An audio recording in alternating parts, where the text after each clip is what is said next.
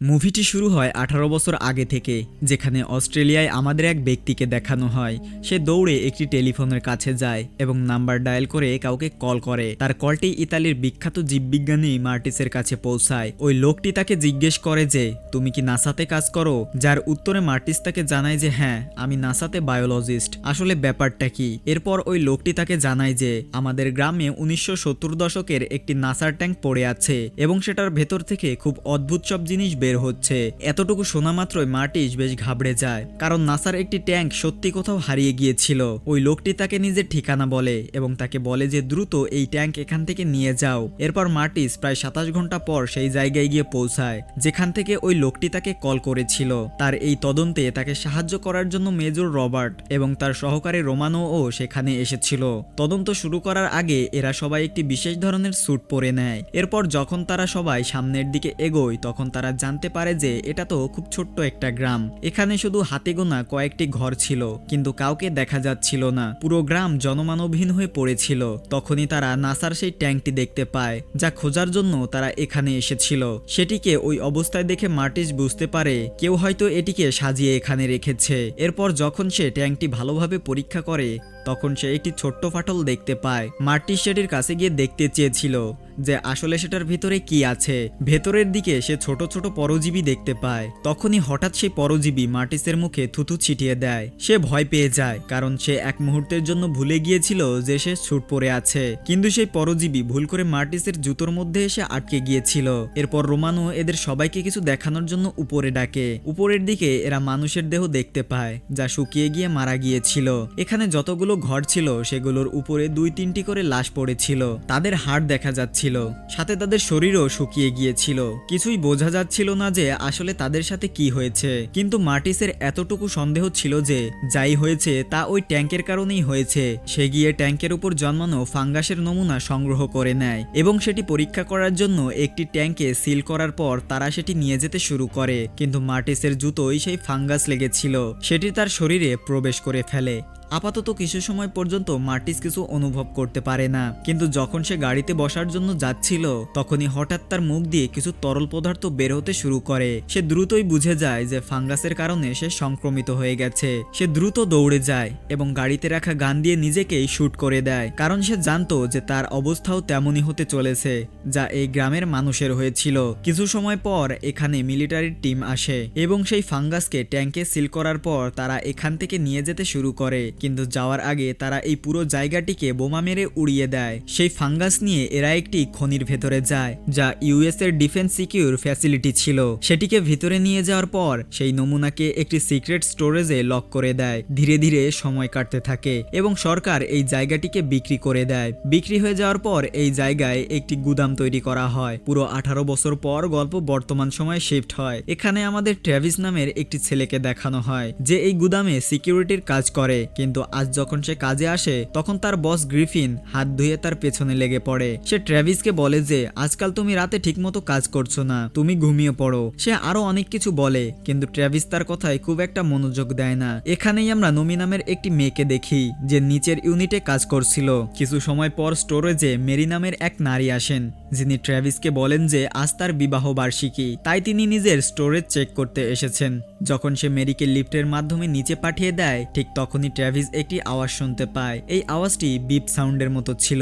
এটি শুনে ট্র্যাভিসের একটু অদ্ভুত লাগে, কিন্তু সে এটিকে ইগনোর করে দেয়। এদিকে মেরি যখন তার স্টোরেজে যায় তখন সে তার স্বামীর একটি ছবি বের করে। অনেক সময় আগে তার স্বামীর মৃত্যু হয়েছিল, সে তাকে খুব মিস করছিল। তাকে মনে করার পর সে নিজের কাছে লুকিয়ে রাখা গান বের করে। আসলে সে নিজেকে শেষ করে দিয়ে তার স্বামীর কাছে যেতে চেয়েছিল, যদিও সে নিজেকে মারার চেষ্টা করে। কিন্তু তখনই তার মন বদলে যায়। সে ভাবে মরার আগে কেননা একবার বিশ্রাম নেওয়া যাক। সে সেখানেই বিছানা পেতে বিশ্রাম নিতে শুরু করে। এদিকে ট্র্যাভিস এখনো সেই শব্দ শুনতে পাচ্ছিল, তাই সে নমিকে নিজের কাছে ডাকে এবং তাকে সেই শব্দর ব্যাপারে বলে। কিন্তু যখন নমি এখানে আসে তখন সে কোনো শব্দই শুনতে পায় না। ঠিক তখনই নমির ফোনে তার বয়ফ্রেন্ড কল করে। এই দুজনের কথা শুনে এমন মনে হচ্ছিল যে তাদের মধ্যে কোনো বিষয় নিয়ে ঝগড়া হয়েছে, তাই নমি তার উপর রেগেছিল। যেমনই কল কাটে ঠিক তখনই নমিও সেই শব্দ শুনতে পায়। যখন এরা দুজন মনোযোগ দিয়ে চেক করে তখন তারা জানতে পারে যে সেই শব্দ একটি দেওয়ালের পেছন থেকে আসছে। শব্দ অনবরত আসছিল, তাই নমি বলে যে আমাদের একবার চেক করে নেওয়া উচিত যে ভেতরে কি আছে, এটি আমাদের দায়িত্ব এবং ভেতরে যা খুশি হতে পারে। নমি তাকে পরামর্শ দেয় যে সে দেওয়াল ভেঙে জানতে পারে যে ভেতরে কি আছে, কিন্তু ট্র্যাভিস তার এই কথায় রাজি হচ্ছিল না। এরপর সিন শিফট হয় এবং আমাদের রবার্টকে দেখানো হয় রাতের সময় তার ইউনিটের পক্ষ থেকে তার কাছে একটি কল আসে। এখানে সে ভালোভাবে কথা বলে না কারণ তার স্ত্রী পাশে ছিল। এরপর সে উঠে নিজের ঘরে যায়। সেখান থেকে সে একটি বক্সের ভেতর থেকে নিজের জন্য একটি পার্সোনাল ফোন বের করে। এই ফোন থেকে সে সেই ইউনিটে কল করে যেখান থেকে কল এসেছিল।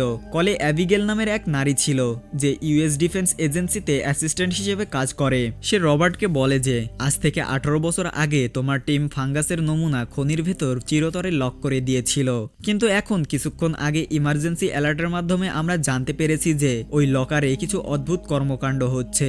যার উত্তরে রবার্ট তাকে বলে যে হ্যাঁ, তাপমাত্রার পরিবর্তন হয়েছে, তাই হয়তো এমন হচ্ছে। আমার মাত্র 90 মিনিট লাগবে, আমি সেখানে গিয়ে চেক করে নেব এবং সব ঠিক করে দেব।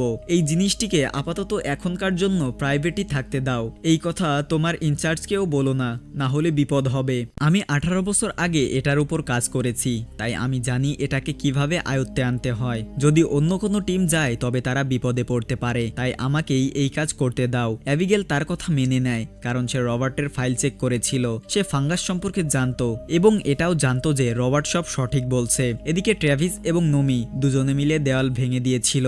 ভেতরের দিকে তারা বেশ পুরনো মেশিন দেখতে পায় যেগুলোকে লুকিয়ে রাখা হয়েছিল।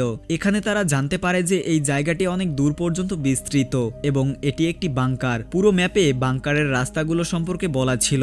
রাস্তাগুলো সম্পর্কে জানার পর যখন এরা সামনে যায় তখন ভেতরে একটি হলের মতো বড় ঘর দেখতে পায় যার ভেতর প্রচুর মালামাল রাখা ছিল। এইসব মালামাল ছিল মিলিটারির লোকেদের যারা 18 বছর আগে এখানে কাজ করছিল। তারা এখানে সেই আন্ডারগ্রাউন্ডের রাস্তাও দেখতে পায় যা অনেক ফুট গভীর ছিল। সেই আওয়াজ এটার ভেতর থেকেই আসছিল। তারা দুজন একসাথে নিচের দিকে যেতে শুরু করে। এরপর বাইরের দিকে সিন শিফট হয় যেখানে আমাদের মাইককে দেখানো হয় যে নমির বয়ফ্রেন্ড। তার কাছে একটি গান ছিল এবং সে কোনো কারণে রেগেছিল। সে বারবার নমিকে কল করছিল কিন্তু সে রিসিভ করছিল না। এরপর সে ভয়েস মেইলে নমিকে বলে যে আমি বিড়ালটিকে গুলি করে দিয়েছি। ঠিক তখনই ডিকি থেকে আওয়াজ আসতে শুরু করে। ভেতর থেকে কেউ ডিকিতে আঘাত করছিল। ডিকির ভেতর সে তার মরা বিড়ালটিকে রেখেছিল।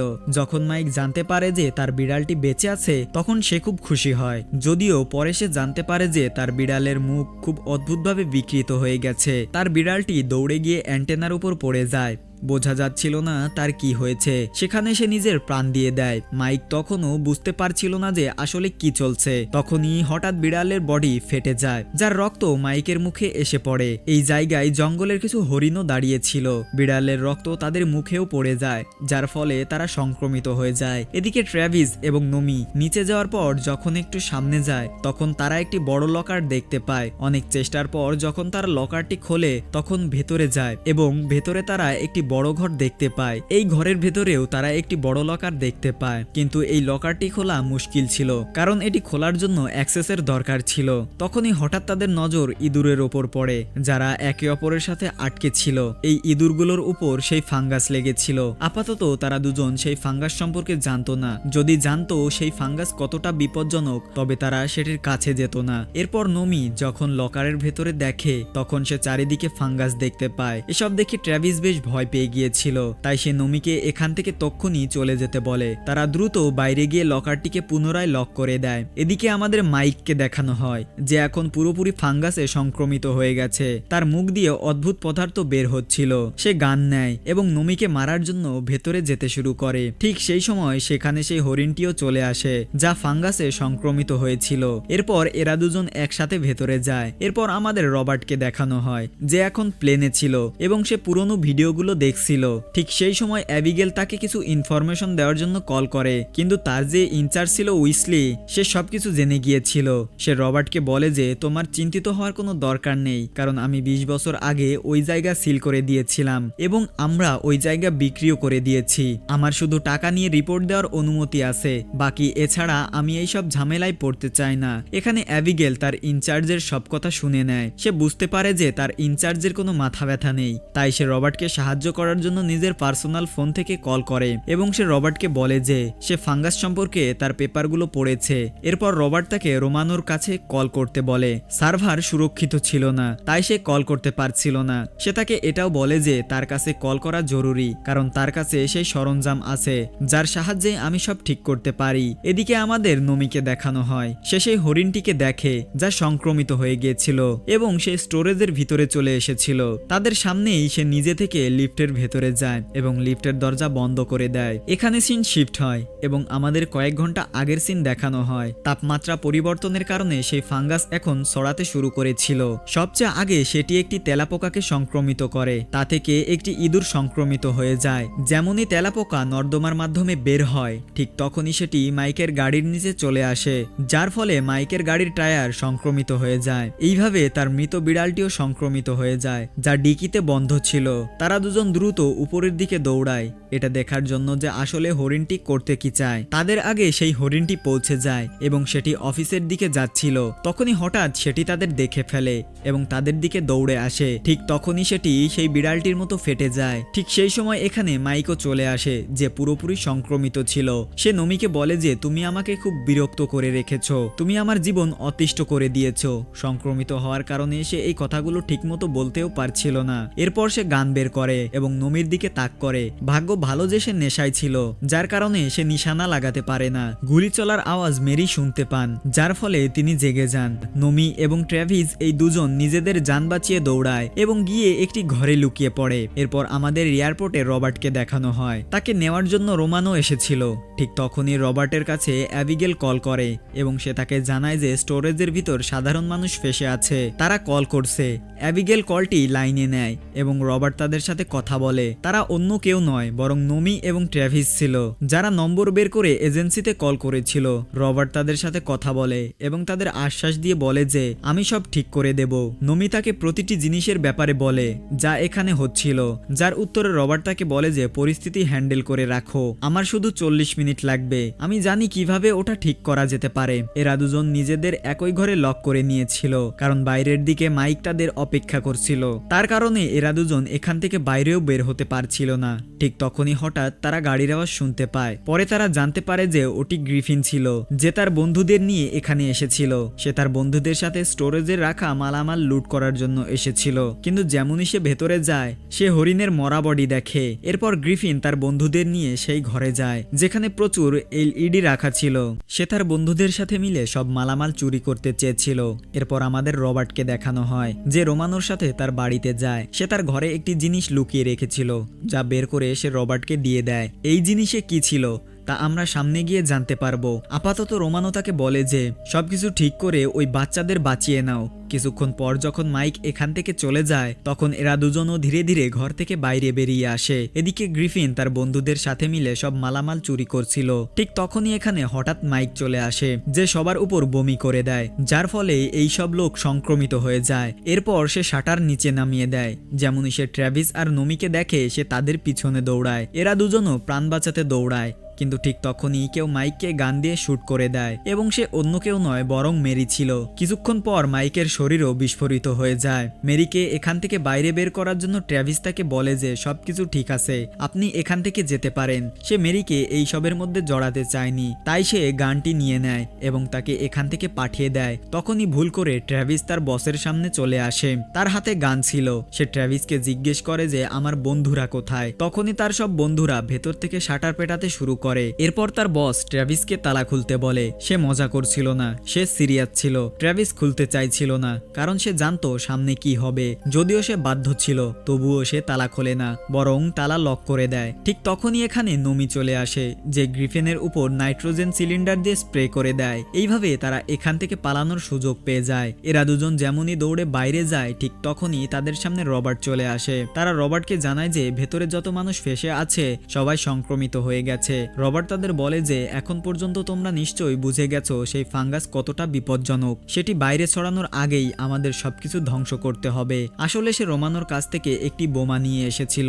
তার উদ্দেশ্য ছিল এই পুরো জায়গাটি ধ্বংস করে সবকিছু শেষ করে দেওয়া। সে তাদের বলে যে তোমাদের এই বোমাটি নিয়ে সেই লকারে যেতে হবে যেখান থেকে ফাঙ্গাস ছড়াচ্ছে। তোমরা ছাড়া এটি আর কেউ করতে পারবে না। যদি এই কাজে তোমরা আমাকে সাহায্য না করো, তবে তোমরা জানো সামনে কি হতে চলেছে। তোমাদের দুজনকে এটি নিয়ে ভেতরে যেতে হবে এবং অ্যাক্টিভেট করতে হবে। আমি এখান থেকে সেই লোকেদের আটকাবো যারা স্টোরেজ থেকে বাইরে বের হবে। পৃথিবীকে বাঁচানোর জন্য একটি সুযোগ তারা পেয়েছিল, তাই এরা দুজন এই কাজ করার জন্য রাজি হয়ে যায়। এদিকে গ্রিফিন তার বন্ধুদের বলে যে আমার কাছে চাবি নেই, আমি তোমাদের বাইরে বের করতে পারছি না। কিন্তু তখনই তার বন্ধুরা ভেতর থেকে চাবি বাইরে ছুঁড়ে মারে। যখন সে শাটার খোলে তখন সে জানতে পারে যে এইসব লোক সংক্রমিত হয়ে গেছে। গ্রিফিন তাদের উপর গান তাক করে এবং তাদের নিয়ে বাইরে যেতে শুরু করে। ওদিকে নমি এবং ট্র্যাভিস সেই বোমা নিয়ে নিচের ফ্লোরে যায়, যেখানে সেই ফাঙ্গাসের লকার ছিল।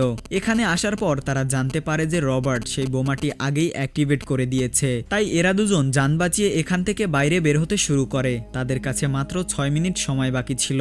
বাইরের দিকে রবার্ট জেনে বুঝে সব গাড়ির টায়ার পাঞ্চার করে দেয়, যাতে কোনো সংক্রমিত মানুষ এখান থেকে পালাতে না পারে।